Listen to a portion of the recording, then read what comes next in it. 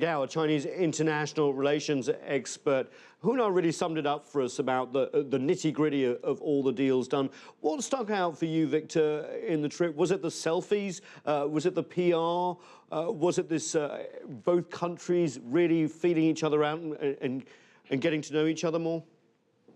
Well, first of all, I think in terms of the protocol that China granted to Prime Minister Modi, in my own experience, based on my personal involvement in welcoming many state visits to China by foreign leaders, China and President Xi Jinping really broke all the records and gave very, very high protocol to Prime Minister Modi. The fact that President Xi Jinping left Beijing to go to Xi'an personally to welcome Prime Minister Modi there and also host the local ceremonies in honor of Prime Minister Modi. This all broke all the existing protocol and record. Secondly, I would say, between China and India, even though there are some issues, including the border disputes, which still remain unresolved, however, the common interests are actually driving the two countries forward. After 36 years of economic reform and political reform, China is now the second largest economy in the world, and the size of the Chinese economy is actually about 5 times that of India. And I believe if China can do this over a period of 36 years, if India can get its act together, India can do it equally, if not even better. And now that Prime Minister Modi of India says he wants to be the Deng Xiaoping of India, I do wish him and the Indian people and Indian government good luck. And I do hope India can really achieve great transformation of its economy. And eventually China and India hopefully will be among the top 3 economies in the world. And if we can manage to do that, that means China and India, based on very, very different traditions, based on very, very different political systems and structure, can both climb up to the top tier of the global economies. And that really will mean that the world we are living in is truly a very diversified world. So we wish Prime Minister Modi good luck, and we wish the Indian nation and the Indian people great luck in transforming their economy, as we here in China have done over the past 36 years. You're right. Obviously, if India could transform its economy like China has in the last 30 years, that would really change the game, the two Asian powerhouses. But economy aside, you did mention differences, and China-India relations are not the only game in town. India also warming very much to the United States. What's Beijing's position on this? Well, from the Chinese perspective, we have no problem if India, keeps and further develops its very good relations with Russia on the one hand, with the United States, with Japan, and with many European countries. India right now at this stage needs huge amount of investment, mostly foreign direct investment into India in the areas of, let's say, infrastructure, connectivity, as well as manufacturing. And I think in these areas, China can provide a lot of help to India in terms of capital, manufacturing capacities, and also the expertise and know-how in building up infrastructure in a very high-quality manner, but also in a very efficient manner. Other countries, I think, can do very well in India, so long as we are committed to the same goal of helping the Indian people in developing their economy and catching up in terms of infrastructure and manufacturing.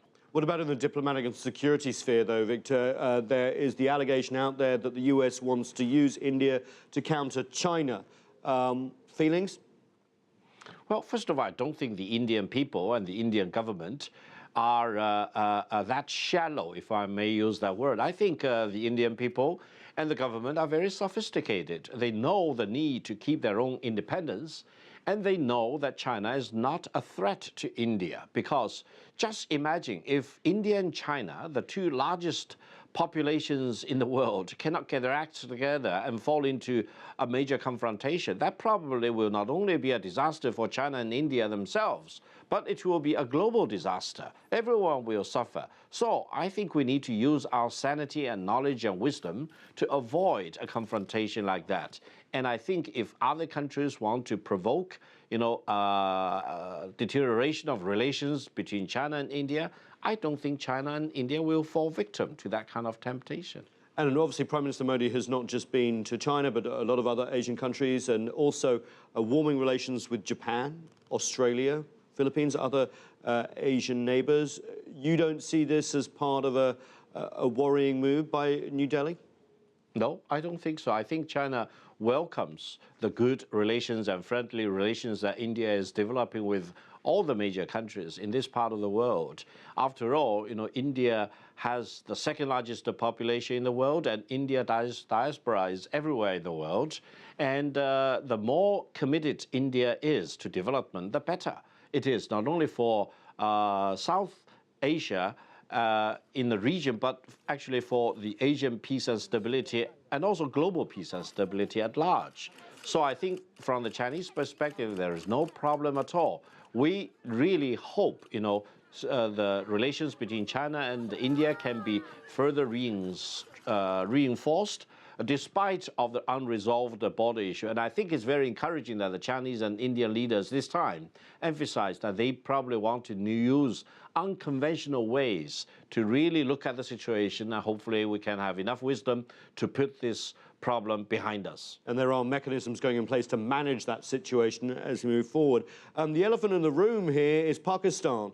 China very close to Pakistan. Recent visit, recent massive over $40 billion investments. That doesn't always sit well with New Delhi. How can Beijing be very close to Pakistan on one side and also develop a very close relationship with New Delhi?